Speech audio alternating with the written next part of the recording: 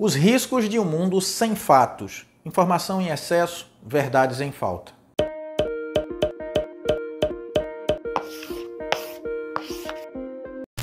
Esqueça sua pretensão de se manter informado.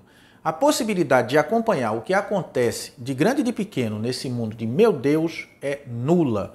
Não há como lidar com tamanha quantidade de informações, sobretudo porque a maioria das informações tem a intenção de lhe fazer querer acessar mais informações. É um ciclo sem fim que lhe captura e cuja lógica de ação está associada a um nome já bastante conhecido por quem passa muito tempo conectado: FOMO, ou Fears of Missing Out. Numa tradução livre, o termo FOMO diz respeito ao medo de estar perdendo alguma coisa, ao medo de estar por fora. Mas deixa eu te dizer, não é por conta do FOMO, do medo de ficar por fora, que você vai ficar mal informado.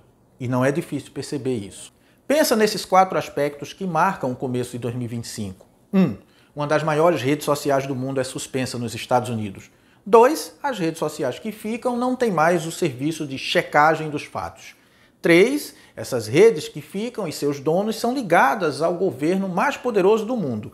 E 4. Novas ferramentas de geração de imagem e som conseguem produzir vídeos e áudios cada vez mais convincentes. Ao que parece, um dos atores que mais se tem levantado contra esse cenário, sobretudo no que se refere à falta de checagem das notícias por parte das plataformas e redes sociais, são os tradicionais meios de comunicação. Mas não se iluda, esses grandes e tradicionais meios de comunicação não lutam pelo império da verdade. A luta é pelo monopólio de algo que ocupe o lugar da verdade.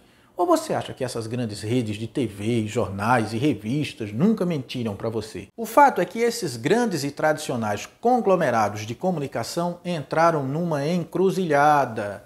Isso porque essas empresas sempre se pautaram publicamente pela ideia de verdade, pela ideia de credibilidade. E essas ideias têm perdido peso no jogo de formação da opinião pública. Então esses veículos tradicionais reclamam e muito contra a atuação das redes. Mas não porque estão defendendo a verdade, e sim porque construíram suas histórias em torno desse discurso sobre a verdade. E agora, esses mesmos conglomerados não podem abdicar desse discurso como uma rede social faz. E por quê? Porque a rede social não precisa do discurso da verdade e da credibilidade. Isso porque elas não têm oficialmente um agente institucional produzindo seus discursos. O que temos quase sempre são enunciações que partem do indivíduo e não da empresa. É o indivíduo, o fulano, o influencer, o blogueiro quem fala. Não é o jornal, o rádio, a TV, o portal de notícias. Embora alguns desses indivíduos acabem falando para muito mais gente do que certas empresas, eles ainda assim se apresentam como indivíduos que apenas emitem opinião e divulgam ideias em torno de um dado assunto. Nesse novo cenário de disputas pelo poder de enunciação, os tradicionais meios de comunicação perdem uma parte de seu poder.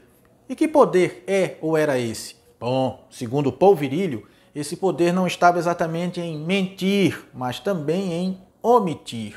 Então a situação é mais ou menos assim. De um lado, os tradicionais meios de comunicação lidam bem com a omissão dos fatos. De outro, as novas redes lidam bem com a profusão de fatos. Aqui fica a impressão de que entre a omissão e a profusão, o certo é que podemos estar chegando ao mundo sem fatos. E como diz Maria Ressa, um mundo sem fatos é o mundo ideal para os ditadores. Mas óbvio, isto é apenas uma impressão.